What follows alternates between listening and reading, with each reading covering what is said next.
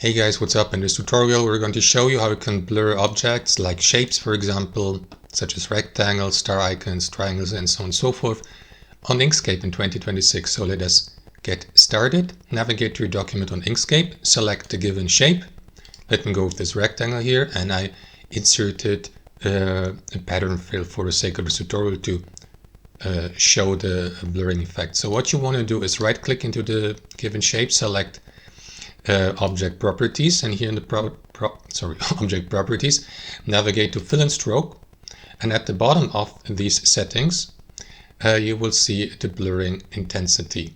If you don't see it, guys, navigate to the fill color, because you will find the setting here, and in the fill tab at the bottom use these plus and minus buttons or that field here to enter the blurring intensity value to increase the blurring effect. You may also use the slider here with your left mouse, and if I adjust, for example, or set the blurring intensity of approximately 50%, the shape will look like this.